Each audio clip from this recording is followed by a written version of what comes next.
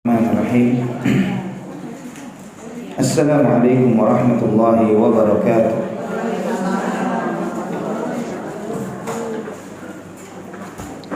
Innal hamdalillah nahmaduhu wa nasta'inuhu wa nastaghfiruh wa na'udzu billahi min shururi anfusina wa sayyiati a'malina. Man yahdihillahu fala mudilla lahu wa man yudlil fala hadiya lahu.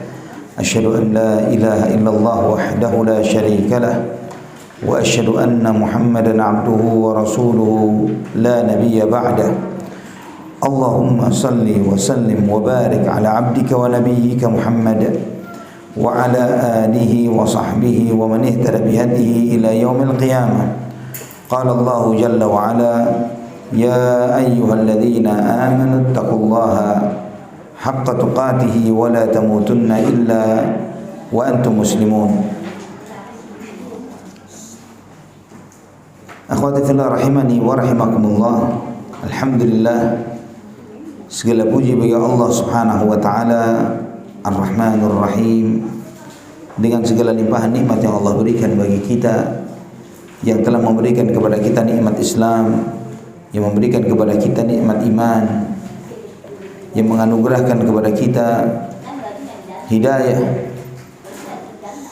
di atas Al-Quran dan Sunnah Nabi Sallallahu Alaihi Wasallam, yang menunjukkan kepada kita hal-hal terbaik yang harus dilakukan oleh seorang hamba di kehidupan dunia, yang menunjukkan kepada kita apa saja hal-hal buruk yang harus kita jauhi dan kita tinggalkan di kehidupan dunia ini.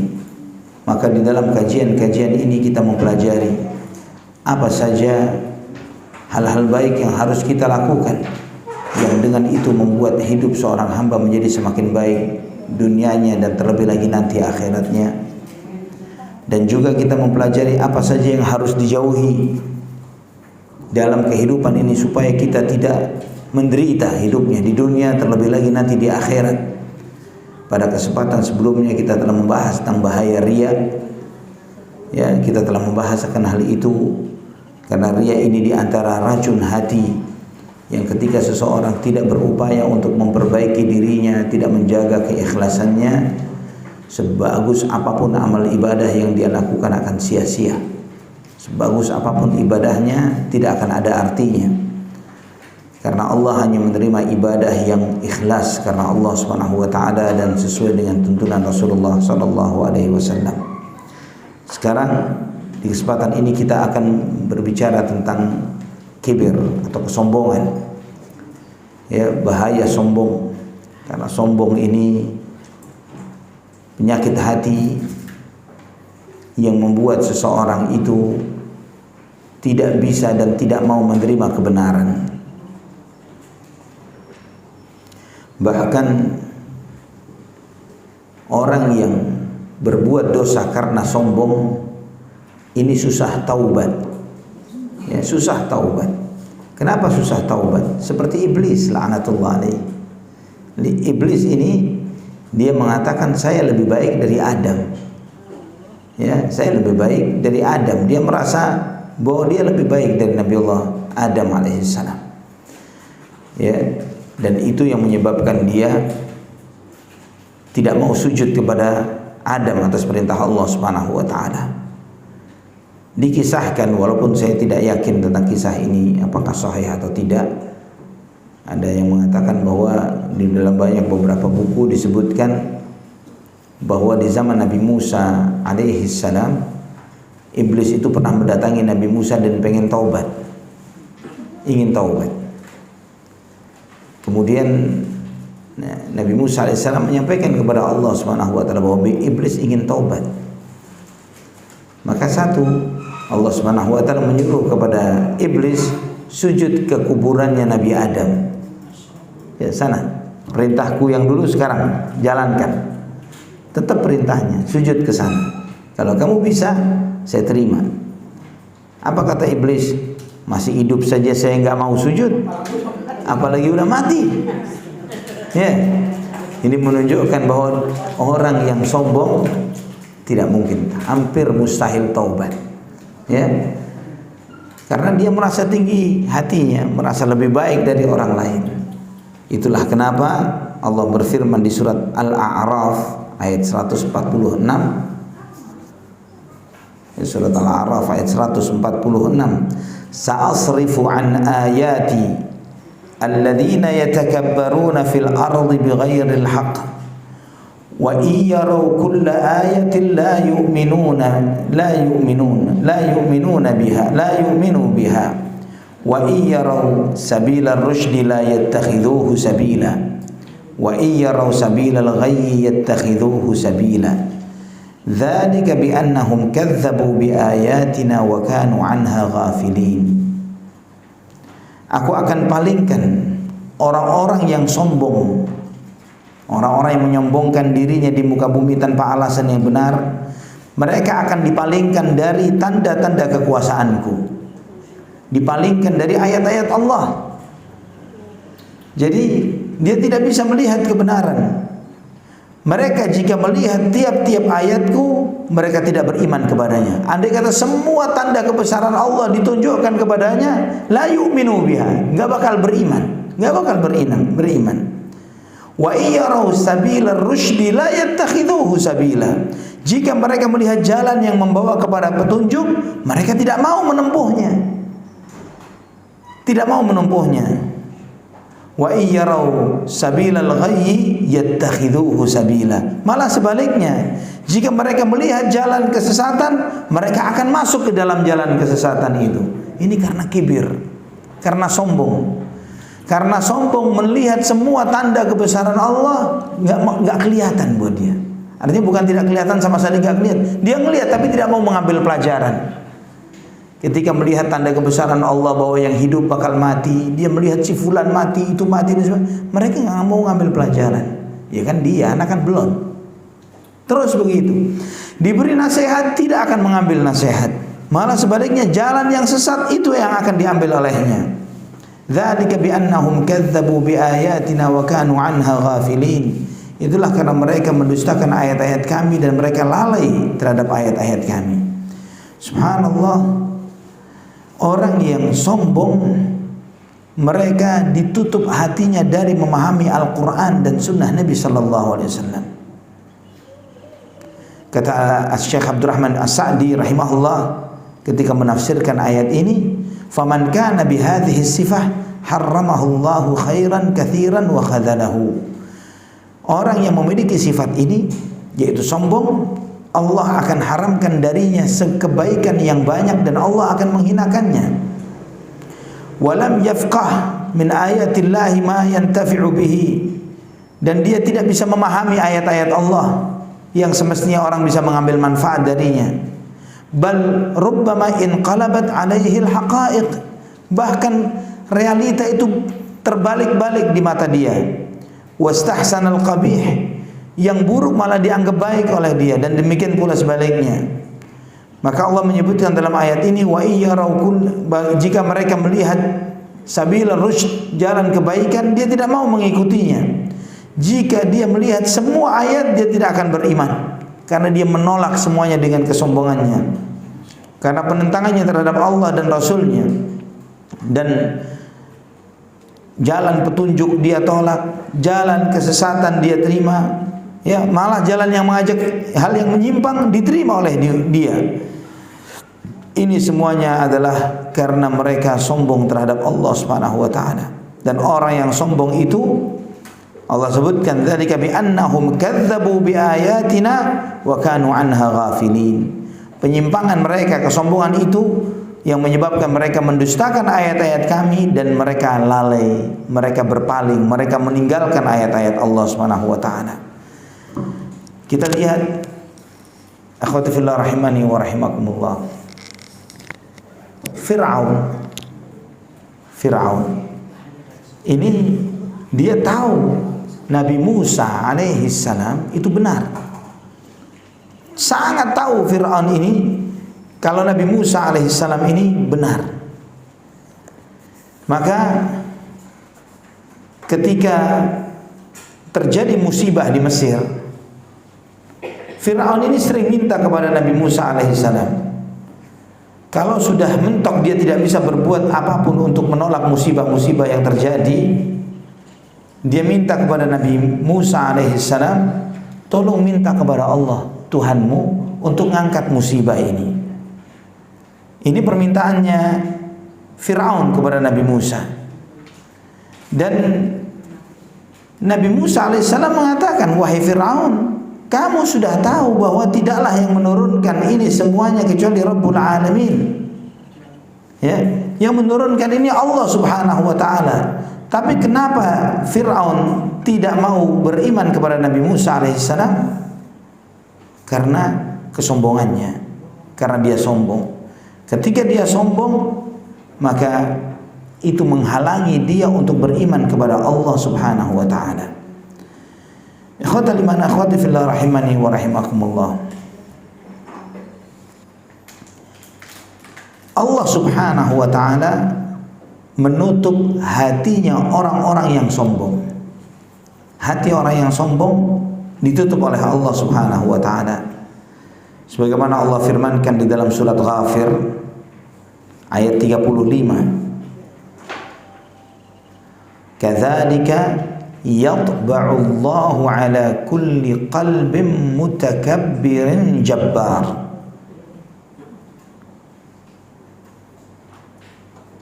Allah berfirman, demikianlah Allah Subhanahu wa taala menutup setiap hati orang yang sombong dan membanggakan dirinya.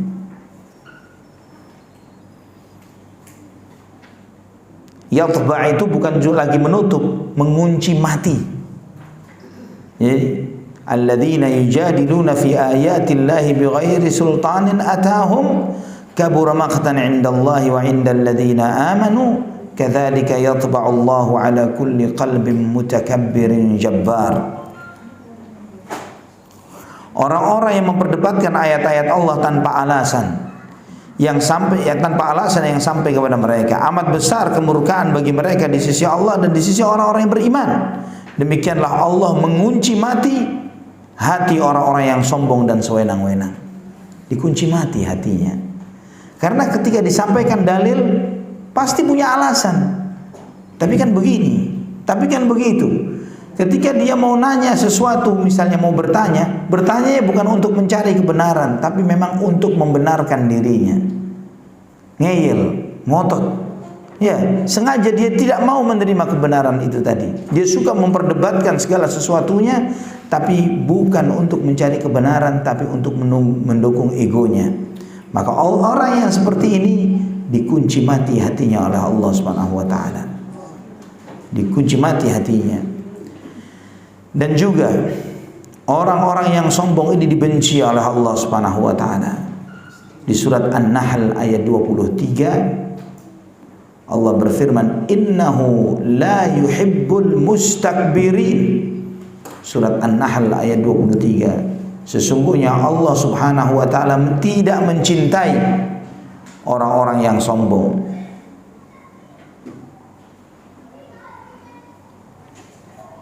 Tidak mencintai artinya membenci. Allah sangat membenci orang-orang yang sombong.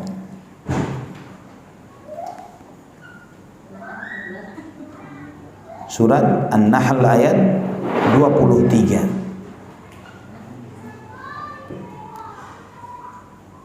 Dan orang-orang yang sombong, paling sombongnya orang adalah orang yang tidak mau beribadah kepada Allah.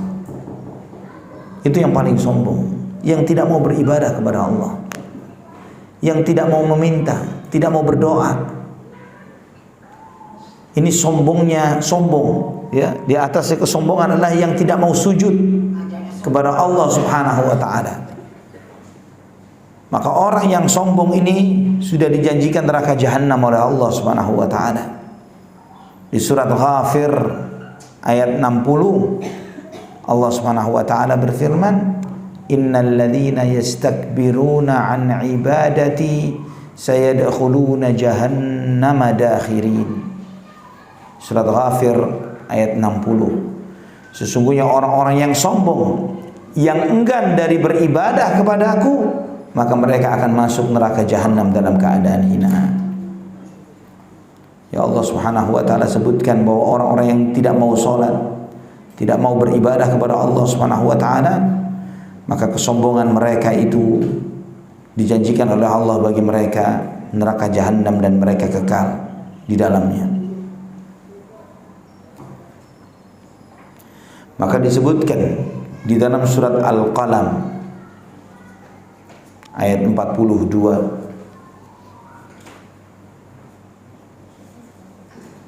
surat Al-Qalam, yawma yukshafu an saqin wa yud'auna ila as-sujudi fala yastati'un khashi'atan absaruhum tarhaquhum dhillah wa qad kanu yud'auna ila as-sujudi wa hum salimun. Nanti ketika betis disingkapkan dan mereka dipanggil untuk sujud, maka mereka tidak bisa. Ya, surat Al-Qalam ayat 42 dan 43. Ketika nanti di yaumul mahsyar Allah Subhanahu wa taala menampakkan zatnya, semua makhluk semuanya disuruh sujud. Sujud kepada Rabbul Alamin, sujud kepada Allah Subhanahu wa taala. Wa yud'auna ila as-sujudi fala yastati'un. Mereka melihat Allah Subhanahu wa taala. Harusnya mereka sujud, tapi mereka tidak bisa sujud. Tidak bisa sujud. Allah menyampaikan khasyi'atan absaruhum tarhaquhum dhillah. Pandangan mereka tertunduk ke bawah, diliputi dengan kehinaan. Karena apa? Semua makhluk, malaikat, jin, pohon, binatang, semuanya sujud kepada Allah. Mayoritas manusia sujud, tapi ada orang-orang yang mau sujud tapi nggak bisa sujud. Punggungnya tegak, kepalanya hanya menunduk. Allah menyebutkan waqad kanu yud'auna ila sujudi wa hum salimun. Karena dulu mereka di dunia diajak untuk sujud dalam keadaan sehat tapi nggak mau sujud. Dulu di dunia disuruh salat tapi nggak mau salat. Sekarang ketika di hadapan Allah Subhanahu wa taala, di depan seluruh malaikat, mereka ingin sujud tapi nggak bisa. Punggungnya sudah seperti besi. Seperti besi punggungnya, nggak bisa dibungkukkan di hadapan Allah, di hadapan Rabbul Alamin. Dia lihat semua malaikat-malaikat yang besar sujud, semua binatang sujud, pohon, bebatuan, semuanya sujud kepada Allah, jin semuanya sujud, tapi orang-orang ini tidak bisa sujud karena di dunia sombong, di dunia tidak mau sholat, tidak mau sujud kepada Allah. Maka di akhirat nanti dibuat punggungnya tegak, tidak bisa sujud. Wal'iyadzubillah. Ini balasan bagi mereka. Innal ladzina yastakbiruna an ibadati sayadkhuluna jahannama dakhirin. Sesungguhnya orang-orang yang sombong, yang enggan dari sujud beribadah kepada Aku, bakal masuk neraka jahanam dalam keadaan hina. Allahul musta'an. Allah menegaskan dalam sebuah hadis qudsi yang sahih dalam Sahih Muslim dan yang lainnya, al-kibriya'u ridai wal 'azamatu izari faman naza'ani wahidan minhuma alqaituhu fi jahannam wala ubali. Kesombongan itu adalah selendangku, kata Allah Subhanahu wa taala. Kebesaran itu adalah sarungku.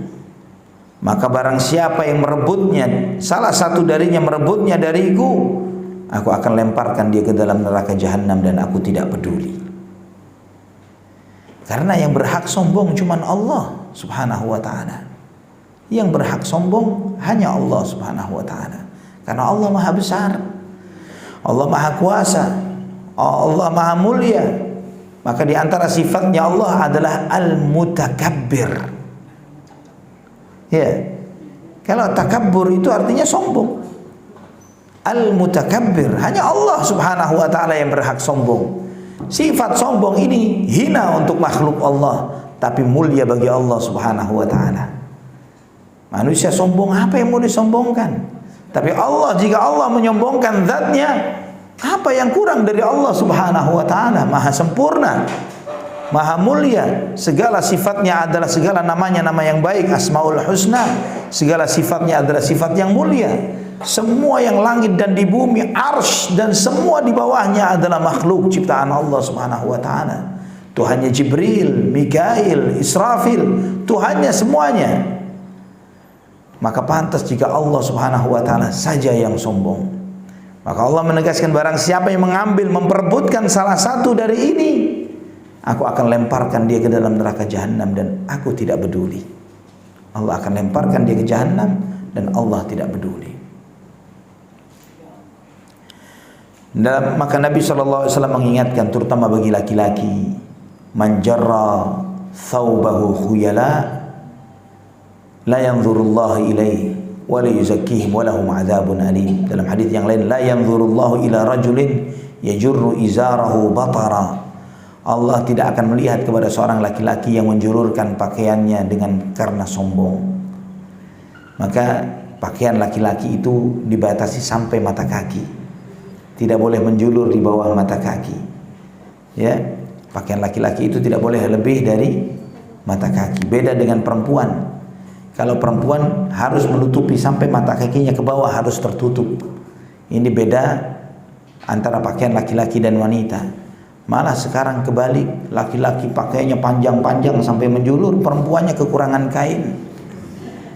Ya, terlalu tinggi ke atas. Ini aneh. Di dalam Islam, laki-laki itu tidak boleh terlihat, tidak boleh tertutup mata kakinya. Ada dua peringatan besar dari Nabi SAW. Kalau seseorang menutup, laki-laki ya, jika laki-laki pakaiannya sampai menutupi mata kakinya, kata Nabi SAW, ma asfala minal ka'baini minal izar finnar. Pakaian yang melebihi mata kaki itu di neraka, kata Nabi SAW. Dalam hadis Bukhari. Dalam hadis sahih Bukhari. Itu artinya mau sombong mau nggak sombong, kalau pakaiannya melebihi mata kaki di neraka. Mau sombong atau enggak.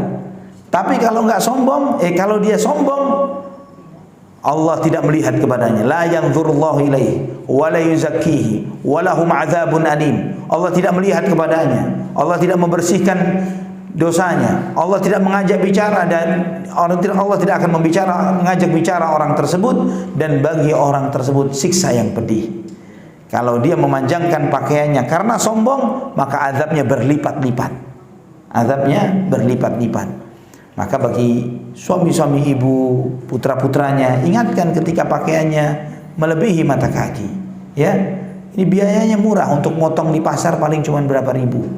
Ya, cuma dipotong saja, murah. Ya, tapi ya tidak harus. Mau orang kerja kantoran, mau kerja di sekolah, dan tidak ada masalah, tidak harus. Ya, tetap seseorang itu bisa berpenampilan dengan baik walaupun pakaiannya tidak menutupi mata kaki. Ya, yang anak pakai pun demikian. Ya, yang anak pakai juga tidak menutupi mata kaki.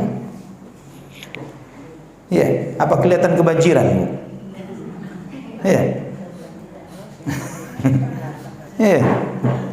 Yang tetap kelihatan ganteng kan, Bu ya? Jadi tidak menutupi mata kaki. Ya, tidak harus kelihatan kebanjiran dong, Ustaz, kayak orang sawah. Enggak, memang anak kelihatan, ibu-ibu kelihatan anak pakai kayak orang sawah. Tidak seperti itu. Ya. Jadi semua anggapan-anggapan itu malah membuat orang itu jadi kelihatan sombongnya. Ya, kalau dinasehatin nggak mau terima, disampaikan hadis Nabi SAW tidak mau terima, apa namanya? Sombong. Lebih parah lagi itu jadinya. Ya. Nah, lebih mengerikan lagi, orang yang sombong itu, sebagaimana dalam hadis Sahih Muslim, Nabi SAW bersabda, la yadkhulul jannah man kana fi qalbihi mithqalu dzarratin min kibir. Tidak masuk surga orang yang di dalam hatinya ada kesombongan sebesar semut. Zarrah itu dalam bahasa Arab memang diartikan biji sawi, tapi aslinya adalah semut.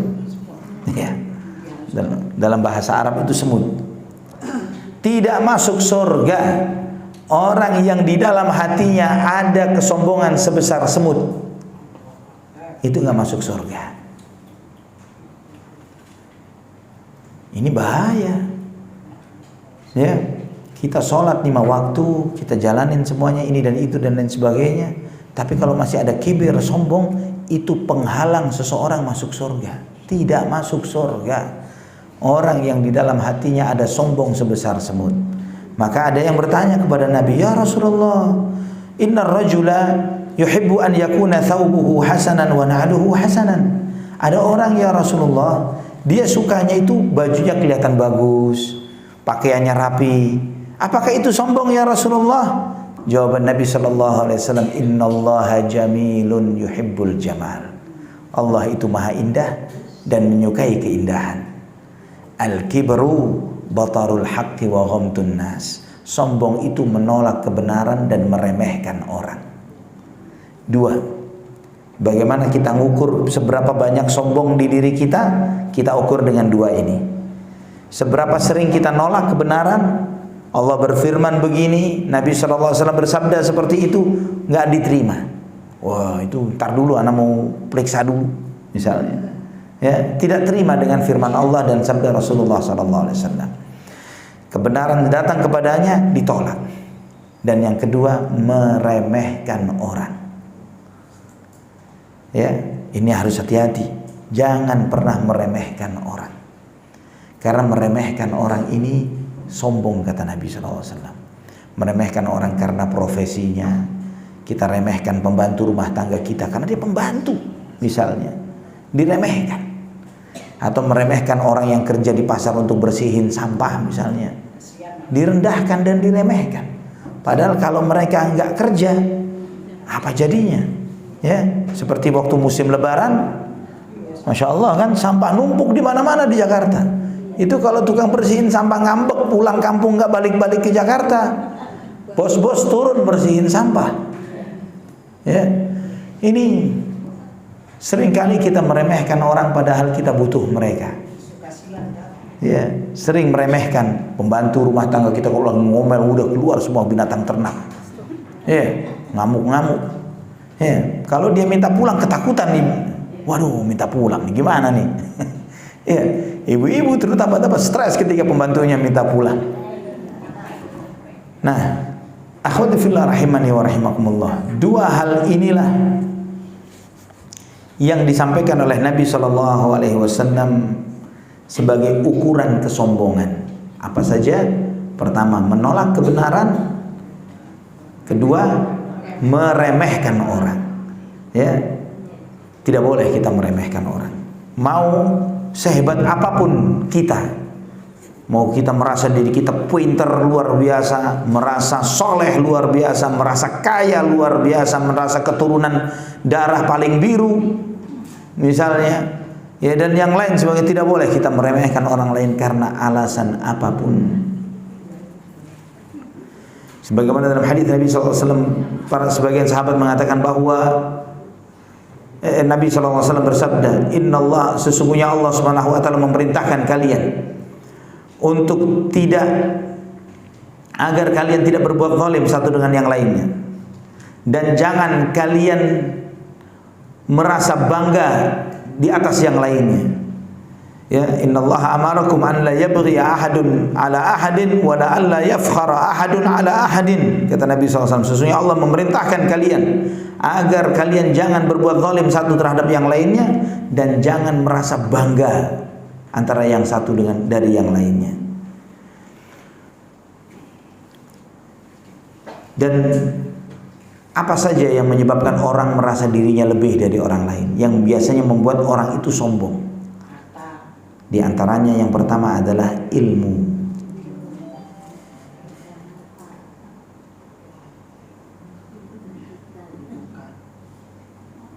Seringkali orang karena dia merasa dirinya lebih pintar dari orang lain, dia rendahkan orang lain.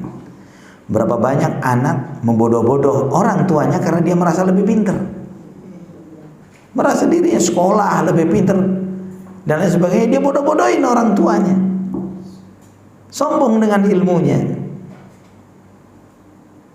Atau orang yang merasa dirinya berilmu, bahwa dia martabatnya paling mulia di antara manusia yang lainnya. Dia merasa lebih utama dari orang lain. Dia merasa bahwa levelnya di bawah para nabi misalnya. Dia merasa dirinya paling afdal. Jadi dia merendahkan yang lain.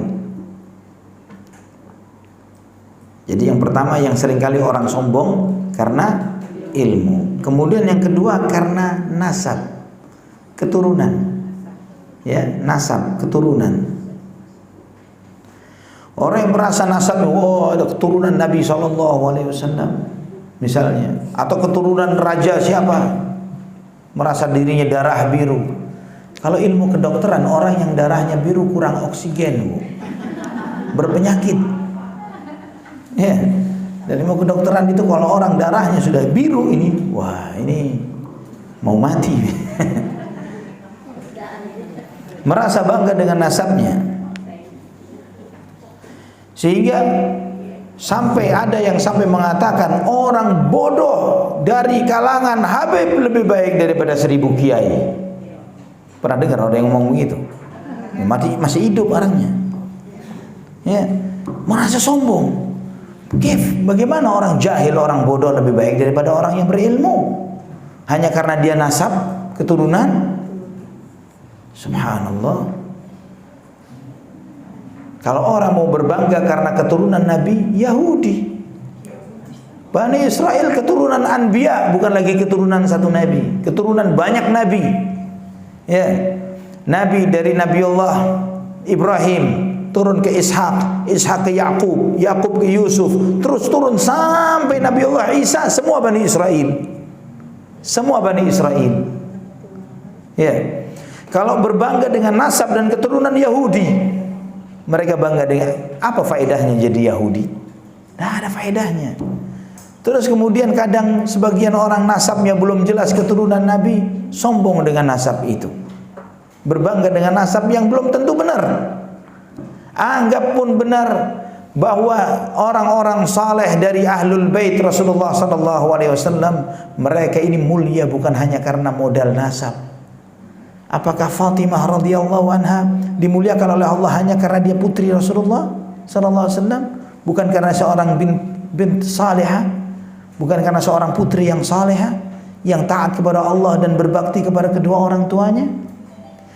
Karena Fatimah Thayyibah, Fatimah radhiyallahu anha putri yang salihah, taat kepada Allah Subhanahu wa taala dan taat kepada ayahnya Rasulullah sallallahu alaihi wasallam, berbakti kepada suaminya. Dia tangannya melepuh karena ngadon roti untuk menyiapkan makan untuk suami dan putra-putranya. Sampai pernah datang kepada Nabi, ya Rasulullah, ini tangan saya melepuh gara-gara sering masak. Boleh minta tolong ya Rasulullah, minta pembantu. Minta kepada ayahnya, minta pembantu untuk bantu dia di rumah. Nabi SAW mengatakan, mau saya berikan sesuatu yang lebih baik dari pembantu? Tidak dikasih pembantu oleh Nabi. Apa yang lebih baik ya Rasulullah? Mau. Kamu sebelum tidur baca subhanallah 33 kali. Alhamdulillah 33 kali. Allahu Akbar berapa? 34 kali. Itu kata Nabi SAW. Diajarkan. Ini lebih baik daripada pembantu. Kata Nabi SAW. Maksudnya apa? Coba amalkan doa ini sebelum tidur. Subhanallah 33, Alhamdulillah 33, Allahu Akbar 34. InsyaAllah urusan besoknya diberesin oleh Allah SWT. Pekerjaan banyak digampangkan oleh Allah, dikasih kekuatan fisik oleh Allah SWT. Itu kalau melakukan itu. Kadang kita ini pekerjaan banyak, kita merasa waktunya nggak cukup, tapi dengan pertolongan Allah semuanya beres. Karena pertolongan Allah Subhanahu wa taala. Hakul yakin. Harus yakin. Anak sering ditanya, Ustaz gimana ngatur waktu? Antum, anak ada pekerjaan, anak punya perumahan, bikin perumahan, anak punya travel umroh, ngurusin umroh, anak urusin pekerjaan, anak ngajar dakwah, artinya anak harus ada waktu belajar. Setiap nggak mungkin nggak nyampaikan ilmu tapi nggak dipelajarin. Anak belajar, membaca buku, mengkaji, Satu jam, satu hari ana membaca buku kurang lebih 4 jam. Baca buku 4 jam. Ilmu dunia, ilmu akhirat. Ana baca semuanya. Perpustakaan ana ini kalau ditaruh, kitab ana ditaruh di ruangan ini penuh insyaallah. Ruangan ini penuh sama buku ana. Benar, perpustakaan. Sampai ada ustadz pernah datang ke rumah ana melihat buku ana sampai katanya ana hampir pingsan melihat buku antum, kata dia. Ana punya 10 anak. Anak-anak 10 yang semua dengan urusannya sendiri-sendiri. Ya. Yang satu kuliah, yang kemarin ini 2 terima rapotan, yang SMA kelas 3, yang satunya lagi SMP kelas 3 dari masuk kelas 3, yang berapa anak lagi masuk daftar sekolah baru, ada yang masuk SD, ada masuk 3 dan lain sebagainya. Ya, banyak nanya, gimana waktunya dengan ngatur waktunya? Kalau ana ditanya, ana bingung. Ana bingung. Belum lagi kalau ada keluarga minta diantar ke sana, ntar ada keluarga minta diantar ke BSD ntar siang. Belum ada lagi urusan keluarga, silaturahim dan lain sebagainya. Bagaimana ngatur waktunya? Kalau ana ditanya, ana bingung, gimana ngatur? Tapi bisa, alhamdulillah. Ya minta tolong kepada Allah Subhanahu wa taala yang menguasai waktu, yang menguasai diri kita, yang memberikan kesehatan kepada kita, yang memberi kekuatan, Allah Subhanahu wa taala. Yang diantara ikhtiarnya tadi baca subhanallah 33, alhamdulillah 33, Allahu akbar 34 sebelum tidur. Sebelum tidur. Ali bin Abi Thalib, menantu Rasulullah sallallahu alaihi wasallam. Apakah dia mulia hanya karena menantu Nabi? Ali bin Abi Thalib abdun saleh, hamba Allah yang saleh radhiyallahu an. Ya, dari masa mudanya beliau mengorbankan dirinya untuk Nabi sallallahu alaihi wasallam, menggantikan tempat tidur Rasulullah sallallahu alaihi wasallam. Beliau berjihad selalu ketika mulai perang Badar, Uhud, maju ke depan. Ali bin Abi Thalib ahli ibadah, cucu Nabi Al-Hasan wal Husain. Apakah karena hanya modal anak cucu Rasulullah sallallahu alaihi wasallam? Hamba Allah yang saleh, sayyida syababi ahlil jannah, pemimpin pemuda surga Al-Hasan wal Husain. Bukan karena modal nasab, tapi alim dan saleh, ahli ilmu dan orang yang saleh. Demikian pula cucu mereka, cucunya Ali bin Abi Thalib, Ali bin Al-Husain yang dikenal dengan Zainal Abidin. Dikatakan Zainal Abidin karena kebanggaannya orang-orang yang ahli ibadah, karena jago ibadah, hafal hadis banyak, mengamalkan ibadah yang luar biasa. Kalau malam keliling bagi-bagi sedekah di rumah-rumah orang-orang janda yang tidak punya, dan itu yang dikasih nggak tahu, tidak tahu, karena dia cuma naruh sembako, diketok dia pergi. Ketahuannya ketika meninggal dunia dimandikan, salah satu punggungnya hitam. Ya, salah satu punggungnya hitam karena dipikul sendiri, nggak nyuruh orang. Karena supaya tidak riya. Ini subhanallah. Ini mereka keluarga Rasulullah sallallahu alaihi wasallam. Kalau kita melihat ibadahnya mereka, ya pantas mereka orang-orang hebat, bukan hanya karena nasab. Ada seseorang pernah menghina Abu Dzar radhiyallahu an, menghina Bilal bin Rabah. Menghina Bilal bin Rabah, dihina karena Bilal ini budak. Nabi langsung menegurnya dengan keras. Ya Abu Dzar, innaka mru'un fika jahiliyah. Wahai Abu Dzar, kamu ini orang yang masih punya sifat jahiliyah, kata Nabi sallallahu alaihi wasallam. Hum ikhwanukum, ini saudaramu. Budak yang kau bilang mantan budak Bilal ini saudaramu radhiyallahu anhu. Padahal Abu Dzar adalah orang yang dicintai oleh Nabi sallallahu alaihi wasallam. Nabi menyatakan, innilah uhibbuka wa inni uhibbuka kama uhibbu li nafsi. Aku mencintaimu wahai Abu Dzar. Nabi cinta kepada Abu Dzar. Bentuk cintanya mengingatkan dia. Mengingatkan Abu Dzar ketika dia menghina seseorang karena dianggap rendah karena keturunan atau nasab atau suku bangsanya. Kemudian yang ketiga, orang seringkali bangga dengan harta. Yang pertama tadi apa? Ilmu. Yang kedua adalah nasab. Ketiga harta. Maka sebagian orang itu berlomba-lomba dengan kekayaannya, bangga-banggaan, ya, ngelihat sahibnya dia sesama orang kaya ganti mobil, dia nggak mau kalah ganti mobil juga, ya. Setiap ini nggak mau kalah. Siapa yang lebih kaya? Fulan atau aneh? Terus merasa dirinya bangga dengan kekayaan. Subhanallah, ini jahil.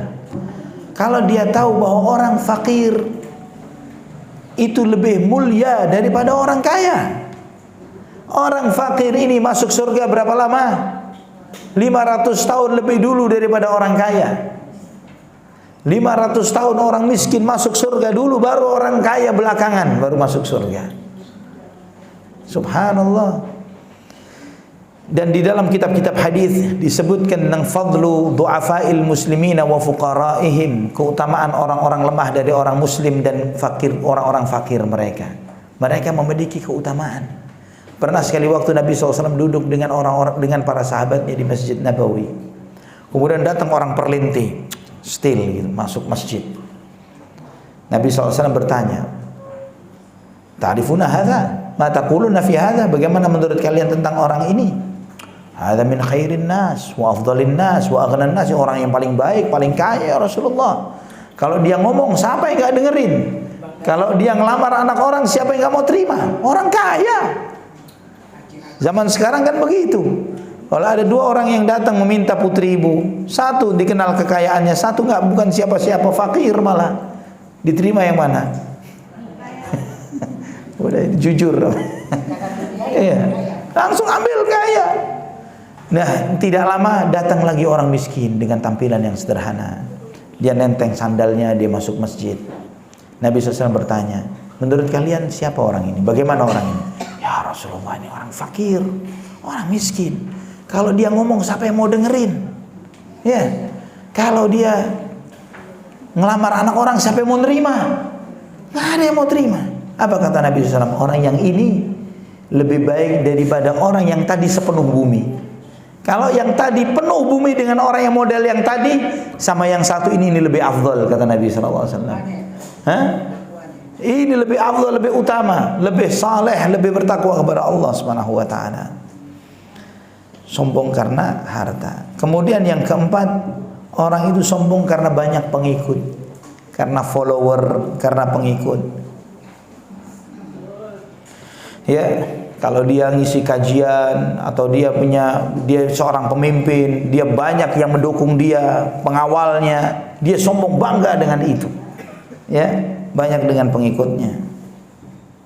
Dan terkadang sombong itu kelihatan di model cara dia. Jadi dari raut wajahnya, dari sikap-sikapnya kelihatan bahwa dia itu sombong. Ya, misalnya gak gampang tolah-toleh, ya, ke depan terus disapa orang, ya orangnya di sini, ya, tapi dia gak ngelirik, gak ngelihat, gak apa, ya, terus dia hanya melihat ke depan, ke atas saja, gak mau nunduk ke bawah. Terus kemudian dari cara ngomongnya, dari cara jalannya petentang-petenteng misalnya, cara duduknya, ya kelihatan belagu gitu. Ya, semua ditantangin. Atau lewat tiang-tiang suruh minggir.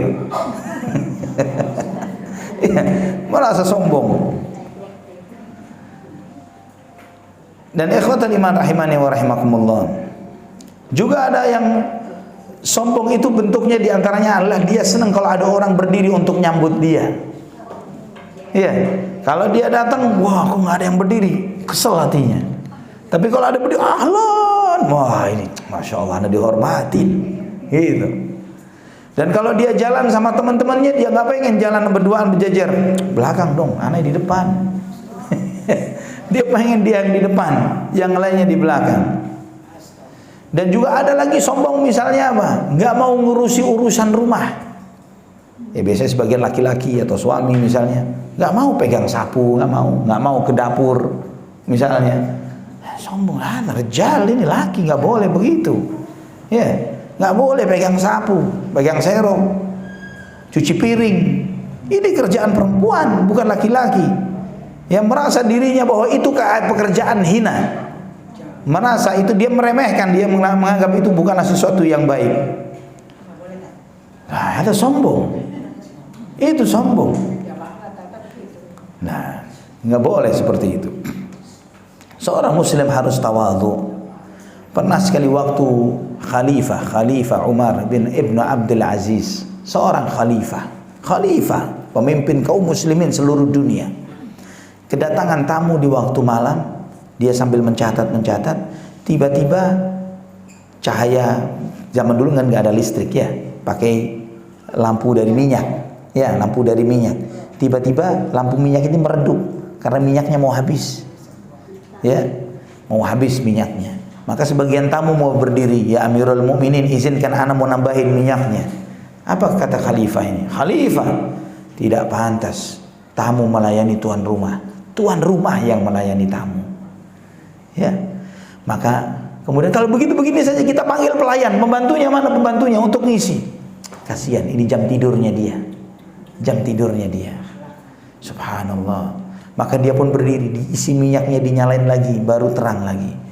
Maka mereka, ya Amirul Mukminin, engkau ini Amirul Mukminin, khalifah, pemimpin umat Islam seluruh dunia.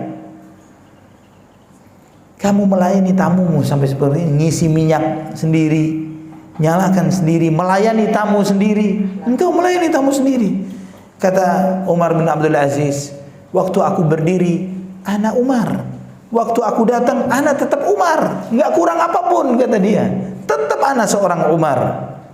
Subhanallah. Kata beliau, wa khairun nas ma kana indallahi mutawadhi'an. Manusia yang terbaik adalah yang rendah hati terhadap sesama manusia. Yang rendah hati, yang tidak sombong terhadap sesama manusia. Dan kita melihat Nabi kita Muhammad sallallahu alaihi wasallam, ya, bagaimana beliau sallallahu alaihi wasallam orang yang paling tawadhu. Beliau pakaiannya sederhana, kendaraannya sederhana, rumahnya sederhana, padahal beliau sangat kaya. Sangat kaya Rasulullah sallallahu alaihi wasallam. Kekayaan Nabi sallallahu alaihi wasallam setelah menjadi nabi itu dapat dari dua hal. Ghanimah dan fai. Ada yang tahu apa itu ghanimah dan fai? Ghanimah itu harta yang diperoleh setelah menang perang. Ya, rampasan atau pampasan perang. Ya, dari peperangan orang-orang kafir ini bawa harta. Mereka tinggal semuanya, harta itu dari ghanimah, namanya ghanimah dalam bahasa Arab, pampasan perang ini 1/5 haknya Rasulullah SAW, 20% dari total yang diperoleh. Salah satu perang saja, perang Hunain, jatahnya Nabi itu 2 ton emas. 2 ton emas. Ya, bukan 1-2 kilo. Kalau punya sekilo aja gitu, bangganya jalannya sudah 2 meter sekali ngelangkah. Karena punya sekilo emas di rumah. Ya, ini 2 ton. Itu haknya Rasulullah SAW. Tapi nggak kelihatan, nggak nyampe rumah, dibagi oleh Nabi SAW. Ini salah satu ghanimah saja. Semua dibagi. Ya, juga ada namanya fai. Fai itu sama seperti pampasan perang, tapi nggak pakai perang. Ya, ketika Nabi memberikan negosiasi kepada orang-orang kafir seperti orang-orang Yahudi, Bani Nadir. Ketika Bani Nadir berbuat khianat, maka Nabi memberikan tawaran kepada mereka, pergi atau kami bunuh semuanya. Karena mereka khianat, mau membunuh Nabi SAW, membuat makar untuk melempar batu kepada kepala Rasulullah SAW. Nabi disuruh nyandar di satu tembok, ada di satu rumah tokoh mereka, memang diposisikan untuk Nabi duduk di situ. Mereka mau lempar batu dari atas, tapi malaikat Jibril memberitahu Rasulullah SAW untuk tidak datang. Maka besoknya Nabi SAW mengirim pasukan, dikepung mereka sampai sekian lama, dan mereka ditawarkan mati atau pergi. Maka mereka milih pergi. Hanya diusir dari kota Madinah. Mereka diusir dari kota Madinah. Nah, rumah mereka tinggal, kebun-kebun kurma mereka tinggal. Ini semuanya 100% haknya Rasulullah SAW. Kalau Nabi SAW mau kaya, sangat kaya, Kalau mau kaya, luar biasa kayanya Rasulullah SAW. Itu nggak boleh dibagi. Itu haknya Rasulullah SAW. 100%. Karena nggak ada keringat para sahabat, nggak ada jerih payahnya, tidak ada pertumpahan darah. Tapi apa ada yang dibawa pulang oleh Nabi SAW? Nggak ada. Dibagi-bagi oleh Rasulullah SAW. Ini milik fulan, ini milik fulan, ini milik fulan. Semuanya. Subhanallah. Nabi SAW ketika di rumahnya membantu istrinya. Sandalnya rusak, beliau yang jahit sendiri, yang betulin. Nabi SAW kalau ke pasar belanja sendiri. Ya, ditenteng sendiri belanjaan itu dengan tangan mulia beliau SAW. Dan ini juga ditiru oleh para sahabat. Ya, Abu Hurairah ini gubernur Abu Hurairah. Tapi ke pasar beliau belanja sendiri. Dan pulang dipikul sendiri belanjaannya. Sampai ada sebagian orang yang pengawalnya, "Ya, wahai Abu Hurairah, biar saya yang bantu. Ini belanjaan rumah tangga saya, kok kamu yang bawa? Saya yang bertanggung jawab." Kepala rumah tangga yang bertanggung jawab terhadap rumah tangganya. Gubernur Abu Hurairah radhiyallahu anhu. Ini para sahabat radhiyallahu anhum. Jadi kita melihat, akhwati fillah rahimani wa rahimakumullah, bagaimana Nabi SAW beliau tidak membedakan kaya maupun miskin. Semuanya dianggap sama. Berjabat tangan, yang kaya dengan yang miskin sama. Beliau yang seringkali memulai mengucapkan salam kepada siapapun, hatta kepada anak-anak kecil yang lagi main. Ya, Nabi ketika melihat anak-anak lagi main, "Assalamualaikum," mengucapkan salam. Kadang kalau kita lewat mereka, kita lewatin mereka, kita nggak peduli, ya kan? Sebagian kita melihat anak-anak muslimin lagi main misalnya jam sholat, karena kita nggak peduli. Tapi Nabi SAW mengucapkan salam kepada mereka, "Ayo sholat." Ini akhlak Rasulullah SAW. Kalau untuk diundang makan, mau yang undang kaya, mau yang undang miskin, Nabi SAW datang. Ya, kalau kita yang undang kaya, masuk di agenda, ditumputin kalendernya, fulan mantu.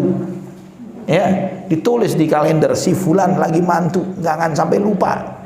Ya, tapi kalau yang undang kita tahu fakir miskin, ya Allah, undangannya langsung kita terima, masukin sampah. Ya, nggak peduli, nggak mau hadir, nggak mau datang. Sombong. Siapa kita mau sombong seperti itu? Nabi SAW tidak membedakan siapa yang kaya maupun yang miskin. Beliau berinteraksi dengan semuanya dengan baik, dengan murah senyum, berbicara dengan siapapun. Dan beliau SAW tawadhu, selama itu tidak menghinakan kebenaran. Beliau SAW adalah orang yang sangat dermawan, hatinya lembut. Dan Aisyah radhiyallahu anha pernah menceritakan bahwa Rasulullah SAW tidak pernah kenyang seumur hidupnya, nggak pernah sekalipun kenyang. Dan sebagaimana juga beliau Aisyah menceritakan bahwa kami semua keluarga Rasulullah SAW selama menjalani hidup dengan beliau, kami tidak pernah 2 hari kenyang secara berturut-turut. 2 hari kenyang, pasti sehari kenyang, besoknya lapar, sehari kenyang, besoknya pasti lapar.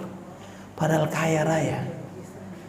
Yang pernah juga menceritakan bahwa pernah kami semua istri Nabi semuanya, ra'ainal hilala thumma al-hilala thumma al-hilala fi syahrain mutatabi'ain. Kami melihat bulan purnama, ketika melihat awal bulan, ketemu masuk awal bulan lagi, ketemu masuk awal bulan, dalam 2 bulan berturut-turut. Semuanya keluarga Nabi nggak ada yang nyalain kompor, nggak nyalain kompor.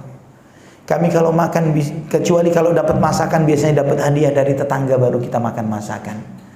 Maka ditanya oleh Urwah bin Zubair, "Ya ummah, ma yu'ayyishukum?" Kalau nggak masak 2 bulan, makan apa? Kalian makan apa? Al-aswadan. Kami cuma makan kurma dan minum air. Siapa yang kuat?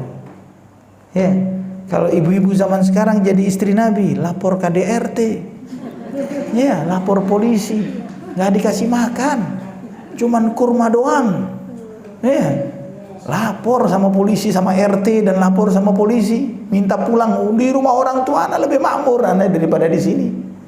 Ya, banyak alasan. Itulah mulianya ummahatul mukminin. mulianya istri-istri Rasulullah sallallahu alaihi wasallam. Pantas mereka itu dijadikan istri Nabi sallallahu alaihi wasallam dunia wal akhirah. Karena mereka bukan cuma hanya bagus fisiknya, tapi khairatun hisan. Hatinya baik, orang-orang yang mulia, dan mereka juga orang-orang yang mulia. Dan Nabi sallallahu alaihi wasallam sendiri yang menjalani hidup seperti itu, tidak ada ceritanya istri Nabi mengeluh. Ya, tidak ada ceritanya Ummahatul Mukminin ini mengeluh susah hidup bersama Rasulullah, enggak ada. Tidak ada yang menceritakan seperti itu. Tapi mereka malah berbangga menjadi istri Nabi sallallahu alaihi wasallam. Ketika turun ayatut takhir, ada ayat, ya, ayatut takhir itu diminta oleh Allah untuk menyampaikan kepada istri-istri Nabi untuk milih, ya, untuk memilih mau tetap jadi istri Nabi atau dicerai. Ya, di dalam surat Al-Ahzab ayat 28. Ya, ayat ini disebut sebagai ayatut takhir, ayat untuk ditawarkan kepada semua istri Nabi. Silakan kalian pilih, mau yang mana? Ya ayyuhan nabi. Surat Al-Ahzab ayat 28.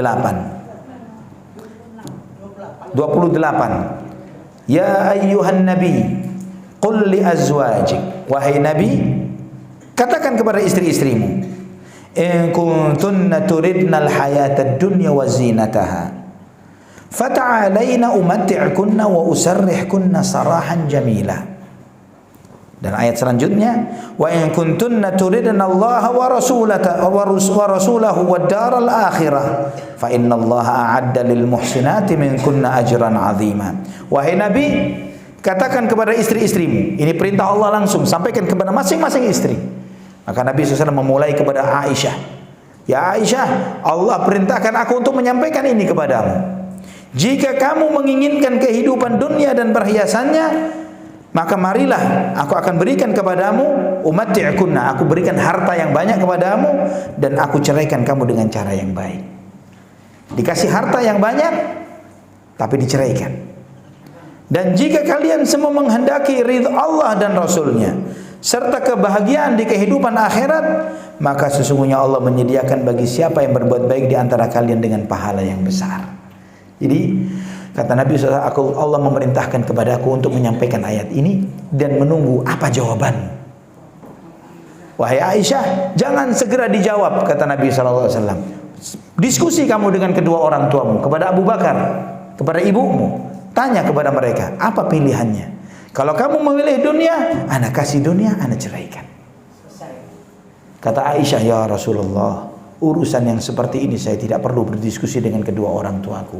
Aku pilih Allah dan Rasulnya. Aku pilih Allah dan Rasulnya. Hidup menderita, miskin di dunia, tapi bahagia di akhirat bersama Rasulullah SAW. Aku pilih Allah dan Rasulnya.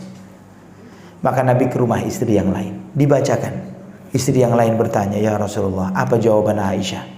Jawaban Aisyah seperti ini, ana seperti Aisyah. Semuanya mengatakan ana seperti Aisyah, milih Allah dan Rasulnya. Ini menunjukkan mulianya mereka,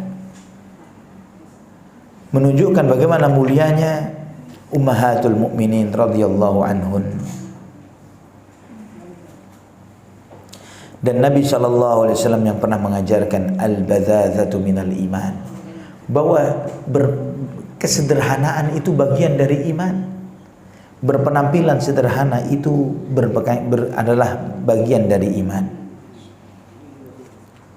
Barang siapa yang mengharap mengikuti Nabi Muhammad SAW, ya harus tawadhu, harus rendah hati, tidak sombong, sederhana seperti sebagaimana Nabi SAW. Dan orang yang tidak mau mengikuti Nabi karena dia pengen lebih mewah, lebih kelihatan wah dan ini, ya dia adalah orang yang jahil, yang bodoh. Karena tidak ada manusia yang lebih mulia ketimbang Rasulullah SAW. Kata Ka'ab radhiyallahu anhu, beliau mengatakan, ma an'amallahu ala abdin min ni'amihi fid dunya fasyakaraha lillah illa atahu Allahu naf'aha fid dunya wa rafa'a biha darajatahu fil akhirah. Tidaklah seorang hamba diberi nikmat oleh Allah Subhanahu wa taala dari kenikmatan dunia dan dia mensyukurinya, maka Allah akan memberikan manfaat dari nikmat itu dunia dan Allah akan tinggikan derajatnya di akhirat. Syukur nikmat ditambah nikmatnya di dunia, ditinggikan derajatnya di akhirat. Dan kemudian yang terakhir, bagaimana kita mengobati sombong. Ya, bagaimana kita mengobati sombong? Bagaimana menjadi orang yang tawadhu?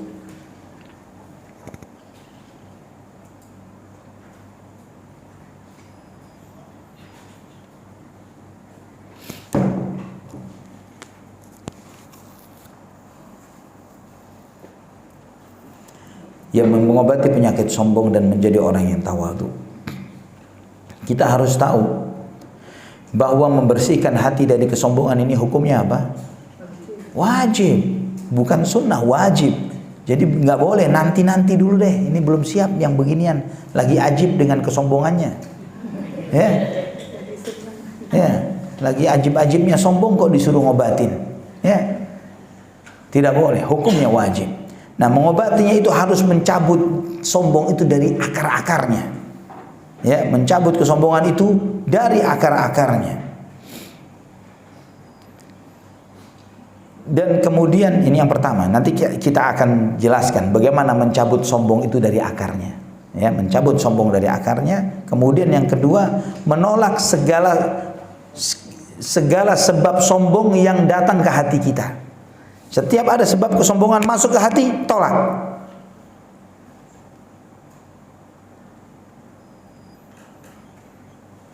Nah, sekarang kita bahas bagaimana caranya mengobati sombong, mencabut kesombongan dari sampai ke akar-akarnya dari hati kita.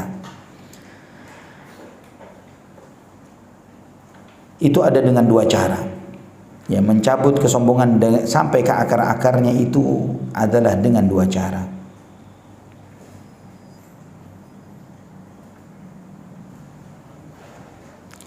Yang pertama itu dengan kesadaran.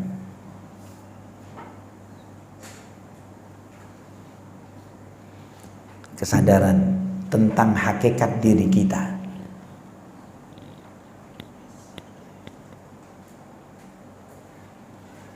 Kesadaran akan hakikat diri kita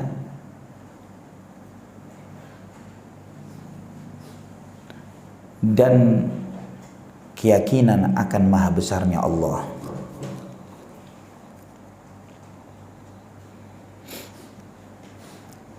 Sadar akan hakikat diri dan yakin Allah maha besar. Allah maha besar. Maksudnya begini, kalau kita sadar tentang diri kita, manusia ini diciptakan dari apa sih? Dari tanah. Kita ini aslinya dari air mani. Benar ya? Kalau ibu-ibu lihat ada air mani bercecer di jalan, siapa yang mau pegang dengan tangan? Jijik. Itu asalnya kita. Dari benda yang hina, yang dihinakan oleh kitanya sendiri. Jijik kita dengan itu. Itu aslinya kita. Setelah itu kemudian kita di dalam rahim ibu kita berproses selama 9 bulan bercampur dengan kotoran dan darah. Ya. Dan kita keluar dari yang ibu tahu, keluarnya dari tempat kotoran juga. Dan kita terlahir lemah.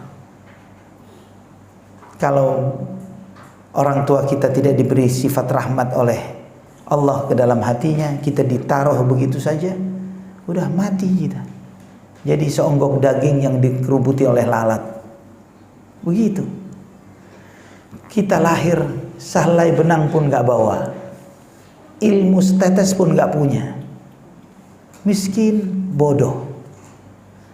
Berproses kita tambah besar.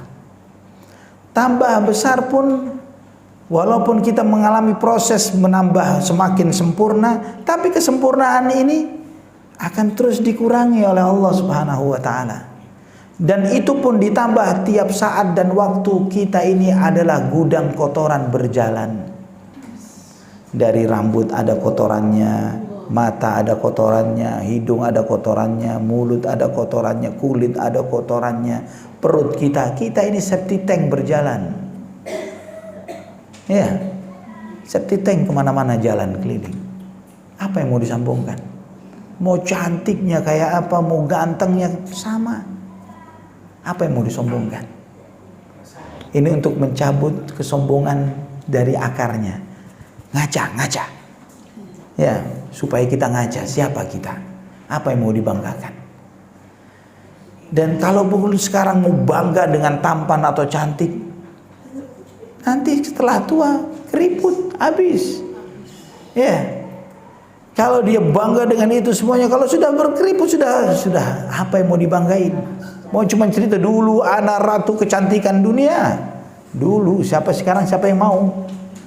Ya, apa yang mau dibanggakan? Kalau ditambah umurnya tambah tua, Allah sudah mulai kena Parkinson. Ya, pikun, lupa-lupa nama, lupa-lupa tempat, jalan gemeteran. Jalan terseok-seok, tidur berbaring gak enak, duduk gak enak, ini gak enak.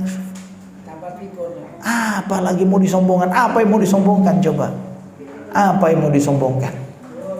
Ya, belum lagi penyakit, tambah penyakit, tambah penyakit. Dan di ujung itu semuanya lebih dahsyat lagi al-maut, mati. Kalau sudah mati, dikemanakan jasad ini? Campur tanah, campur dengan belatung, ya, dengan cacing tanah. Yang nungguin kita bakal makanin pipi kita yang bombong bangga ini, yang katanya merah merona, dikerokotin oleh belatung, cacing. Ya, mereka happy dengan daging seger nih. Ya, dimakan habis. Jasadnya hancur dengan tanah, rohnya entah diazab atau diberi nikmat. Dan kita harus ingat ibu-ibu, kita hidup ini dua. Kalau nggak berbuat baik, dia berbuat dosa. Setiap kebaikan yang kita lakukan belum tentu diterima. Benar kan ya? Dosa pasti kecatat. Kebaikan belum tentu diterima, dosa pasti kecatat. Setiap saat ini kita lagi nungguin kapan dipanggil untuk dihukum. Untuk dihukum. Jadi ibaratnya kita semua ini seperti orang yang lagi nunggu panggilan untuk dimasukkan pengadilan dan disidang dan dihukum. Ingat, kamu berbuat dosa ini, kamu berbuat dosa itu, kamu berbuat dosa ini. Kalau status kita seperti orang dalam penjara, apa yang mau disombongkan?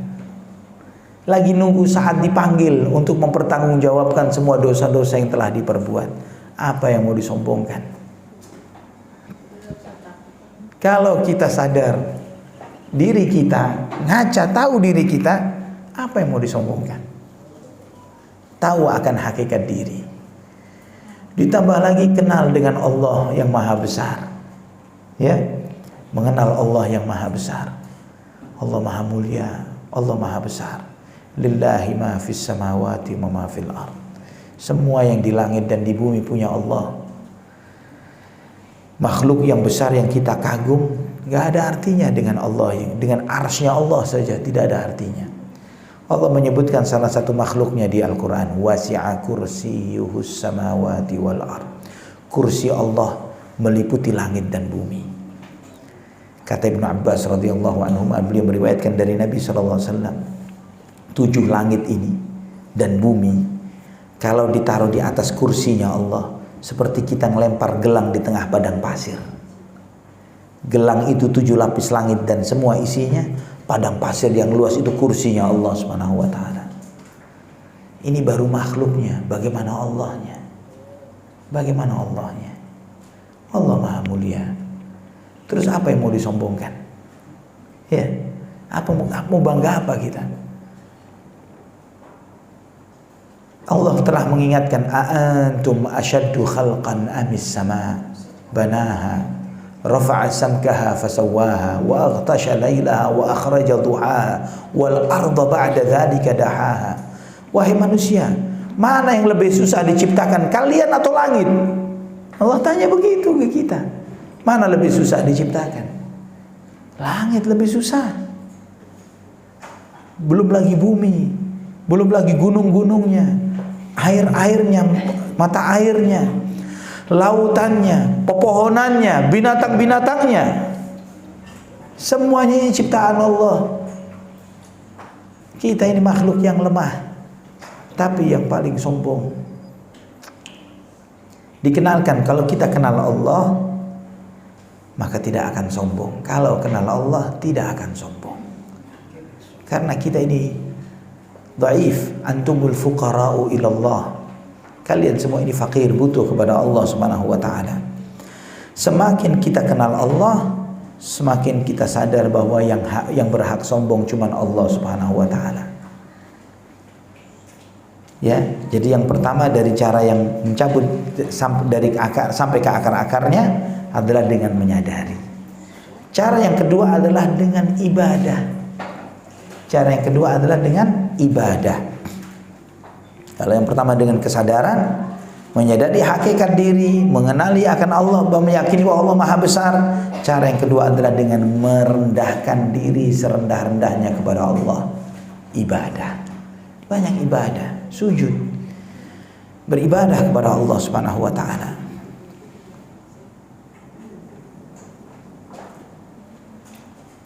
Semakin seseorang itu merendahkan dirinya kepada Allah dengan menjaga keikhlasannya, menjauhkan diri dari riya, maka semakin sadar bahwa dia ini memang benar-benar hamba Allah. Bagaimana seorang hamba mau membanggakan diri, mau menyombongkan diri? Dia hamba. Dia seorang hamba. Apa yang harus disombongkan? Nah, kemudian tadi disebutkan kan ada dua cara, yaitu dengan mencabut dari akar-akarnya, dan yang kedua adalah menolak segala sebab kesombongan. Bagaimana menolak dari segala sebab kesombongan? Ya, tadi setelah disebutkan bahwa di antara sebab kesombongan itu nasab misalnya. Orang yang bangga dengan nasab, apa yang disombongkan dari nasabnya?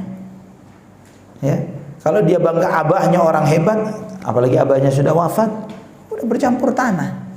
Kalau nenek moyangnya yang zaman-zaman dulu udah tulang belulang. Ya, apa yang mau dibanggakan?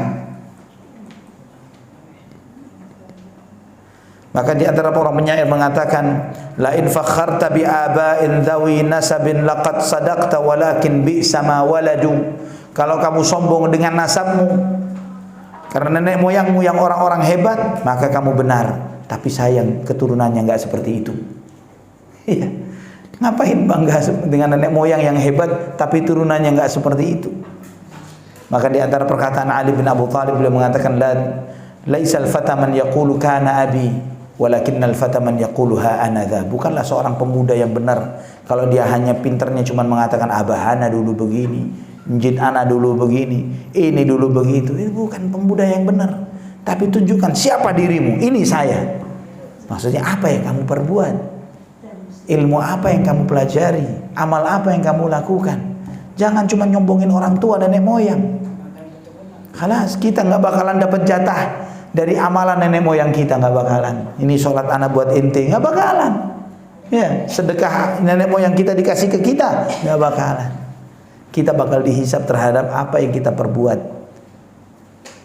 Nah, misalnya orang yang sombong dengan harta, dengan hartanya, dengan banyak pengikutnya, dengan banyaknya anak buahnya, dengan hebatnya jabatan dan kedudukannya. Ini adalah orang yang paling bodoh. Dia sombong dengan sesuatu yang tidak melekat pada dirinya. Harta ini sewaktu-waktu pergi. Suatu waktu misalnya kena musibah, krisis ekonomi, hartanya habis selesai sudah. Ya, kebakaran selesai, jadi kere tiba-tiba, miskin tiba-tiba. Ya, bangga dengan kekuasaan presiden, setelah turun dari presiden siapa yang lihat? Siapa yang lihat? Mantan-mantan presiden di negeri ini banyak. Kalau sudah jadi mantan, jarang-jarang muncul di TV. Ya, benar kan? Pak SBY masih hidup, Pak SBY ini. Tapi siapa yang dengerin dia? Kalau dia ceramah di TV udah ganti, udah mantan presiden, ya kan? Diganti. nggak ada nilainya. Demikian pula Pak Jokowi sekarang presiden. Tapi tahun depan Februari setelah beliau pemilu ganti sudah tidak jadi presiden, siapa lagi yang ngeliatin? Ada udah pulang kampung sono. Itu kan, udah deh pulang kampung sono. Orang akan begitu. Ini jabatan dunia itu seperti itu. Kaya, jabatan, pengikut nggak ada artinya. Apalagi orang yang berbangga seperti itu. Dan lagi sekaya-kayanya, sekuasa-kuasanya. Apakah mungkin lebih kaya dari orang-orang Yahudi? Dengan orang-orang Yahudi kekuasaannya nggak bakalan. Maka seburuk-buruk kebanggaan adalah orang yang bangga dengan sesuatu yang orang Yahudi lebih kaya dari dia. Sombong dengan kekayaan, orang Yahudi lebih kaya. Masya Allah. Apa yang mau disombongkan? Dan yang terakhir, kalau Allah, jika seseorang sombong dengan ilmu, ini yang paling parah. Ya, diberi ilmu oleh Allah, malah sombong dengan ilmunya. Kalau dia sadar, maka lebih baik jadi orang bodoh daripada orang yang berilmu tapi sombong. Ya, karena ilmu ini bakal jadi lawan kita. Ilmu itu akan jadi lawan orang yang berilmu kalau dia tidak pandai mengamalkan ilmunya. Karena ilmu itu akan ditanya, kamu apa yang kamu amalkan dengan ilmumu? Lebih baik jadi orang bodoh, orang awam tapi nggak sombong, ya, daripada orang berilmu tapi sombong. Yang lebih parah lagi, bodoh, sombong. Iya, parah. Ya ilaha illallah, nggak ngerti apa-apa tapi sombong. Dan juga orang berilmu mestinya akan semakin bertambah ilmu, semakin sadar. Ya Allah, orang berilmu itu semakin tahu kalau dirinya ini adalah jahil. Ya, ilmu ini lautan luas. Setiap kita belajar agama, setiap kita belajar ilmu apapun, agama maupun dunia, semakin sadar, ya Allah, ternyata ilmu itu semakin banyak. Kita nggak bakal kuasain segala sesuatunya. Dan tidak sedikit berapa yang kita pelajari kemarin, sekarang lupa, harus dipelajari lagi.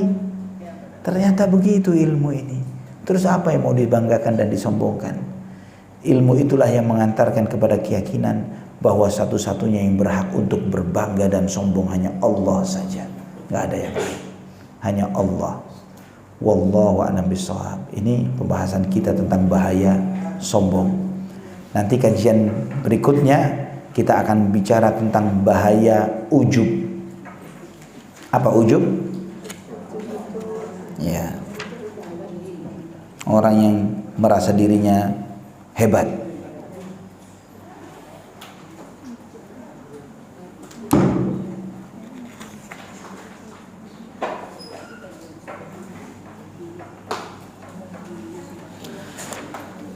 Baik, ada yang ditanyakan?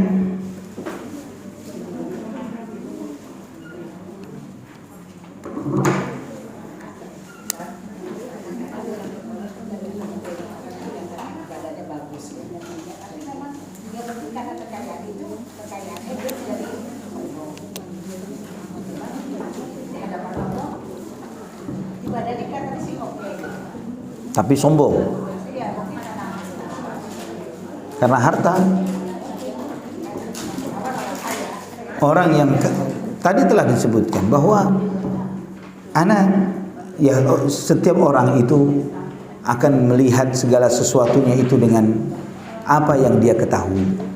Ya, artinya dengan ilmunya dia bisa mengenal ini, mengenal itu. Ibu-ibu insya Allah kan mengenal banyak orang kaya di Jakarta misalnya, ya. Banyak orang-orang kaya di Jakarta. Apakah karena kekayaannya membuat mereka nggak tambah tua? Tetap tua, tetap jalannya bungkuk. Ya, anak pernah sekali waktu diundang acara hari besarnya kerajaan Saudi Arabia. Ya, di salah satu hotel yang termasuk hotel paling mewah di Jakarta ini. Anak semeja dengan beberapa orang yang anak kenal, orang-orang yang sangat terkenal cukup kaya di Jakarta ini, terutama dari kalangan jamaah. Ini fulan, semeja dengan anak. Orang-orang yang punya beberapa gedung di Jakarta ini. Ya Allah, ini ternyata si fulan. Anak ada beberapa yang baru tahu di situ, sering dengar namanya, tapi baru tahu orangnya di sana.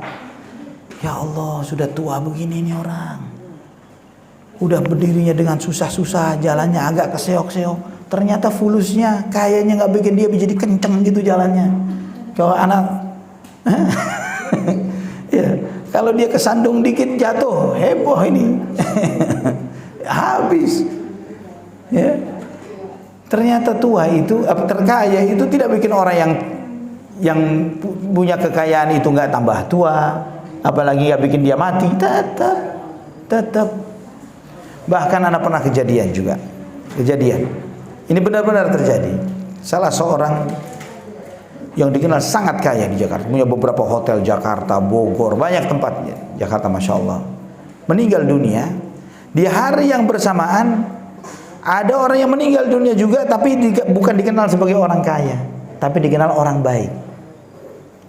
Cuma dikenal bukan orang kaya, tapi dikenal orang baik. Subhanallah, nama yang orang baik ini lebih banyak di-share di beberapa grup WhatsApp ketimbang yang kaya. Ya, anak ambil pelajaran terutama ke adik-adik anak Suf. Nih, hari ini yang meninggal 2 orang, fulan wa fulan. Antum tahu semua beritanya, semua tahu beritanya karena masih keluarga, masih dekat, masih sering disebut namanya. Yang nge-share namanya si fulan ini kaya raya luar biasa nih. Cuman 1-2 grup saja. Tapi yang ini nih, anak ada 10 grup, 10-10-nya nge-share dia meninggal dunia. Kehilangan sama dia. Yang satu, yang kedua, anak nggak perlu cerita, yang pertama kaya raya, tapi yang kedua akhlak. Orangnya suka berbuat baik. Bukan orang kaya, suka berbuat baik, menghormati tamu, dan siapapun yang datang ke rumahnya beliau persilahkan untuk tinggal di rumahnya, dia sambut dengan makan dan lain sebagainya. Padahal bukan orang kaya, tapi akhlaknya, dengan akhlaknya. Ternyata dengan seperti ini membuat orang lebih kehilangan ketimbang yang pertama. Ya, apa artinya kaya tapi nggak mau kenal orang? Ya, pagernya 4 lapis. Ketok pagar 1, ada pagar kedua, ini belum lagi piara anjing lagi, la haula wala quwata. Taruh security di, oh Allah, susah amat mau ketemu dengan orang seperti ini. Udahlah, makan dunianya. Ya. Tapi orang yang dengan hatinya, dengan akhlaknya, dengan itu orang itu akan lebih cinta, lebih menghormat kepada orang tersebut, bukan dengan harta. Ada yang ibu tanyakan?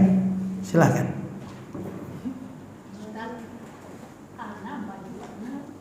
Semua di pas mata kaki, soalnya nggak bisa Ustaz, terlalu panjangan suka sering jatuh. Ya, kalau faktornya itu boleh. Ya, ketika sebetulnya turunin sedikit, beberapa senti, 2 atau 3 senti, turunin dari itu. Karena wanita itu almar'atu aurah, wanita itu adalah aurat, ya, kecuali apa? Wajah dan telapak tangan. Ya, ketika dikatakan kecuali wajah dan telapak tangan, artinya lebih dari itu adalah aurat. Maka wanita itu harus pakai kaos kaki.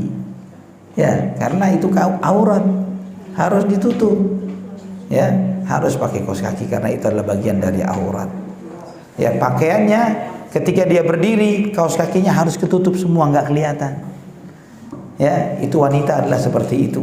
Al-mar'atu aurah, semua wanita itu adalah aurat semuanya. Kenapa, Bu? Itu aurat yang harus ditutup. Jadi ketika bicara busana muslimah, ya seperti itu. Ya, jangan didiskon-diskon. Ya, jangan pakai baju setengah tiang, pakai kerudung tapi roknya setengah betis. Bagaimana bisa seperti itu? Ya, lengannya kelihatan ke sana kemari. Lah, aurat itu harus ketutup semuanya. Tangan, lengan harus ketutup, ya. Kaki harus tertutup, pakai kaos kaki, ibu-ibu. Wallahu a'lam bishawab.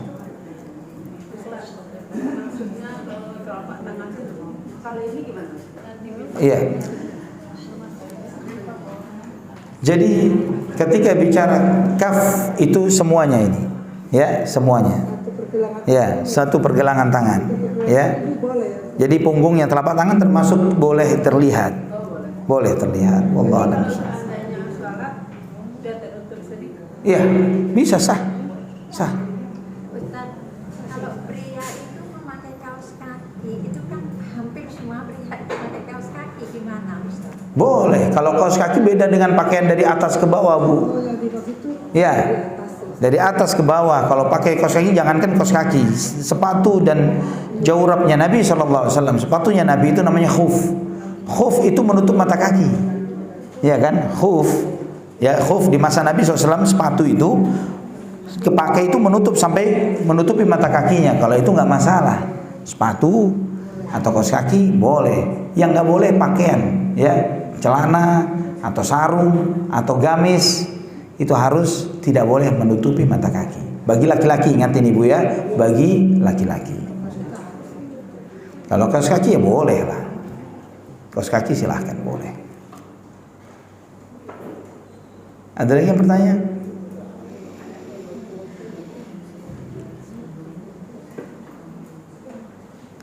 Kenapa sedikit pertanyaan hari ini? Takut kelihatan sombong atau? Allah barik fikum. Baik ibu-ibu, insyaallah inilah yang kita pelajari pada kesempatan ini, dan kesempatan berikutnya kita akan membicarakan bahaya ujub. Ya, bahaya ujub. Ini yang kita pelajari saat ini adalah beberapa penyakit-penyakit dan racun-racunnya hati. Ya, sebelumnya kalau ibu-ibu masih ingat catatannya, kita membicarakan tentang keadaan hati, macam-macam jiwa. Sebelumnya kita membahas tentang makanan hati yang beragam jenis-jenis ibadah. Nah, sekarang kita bicara tentang penyakit-penyakit dan racun-racunnya hati.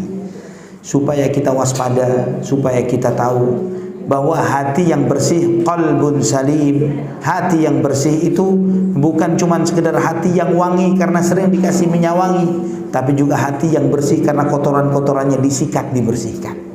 Ya, sebelum dikasih minyak wangi disikat. Ya, disikat dari penyakit ujub, dari penyakit riya, dari penyakit kibir, sombong, ya, harus dibersihkan dari penyakit-penyakit hatinya. Wallahu ta'ala ala wa alam bisawab.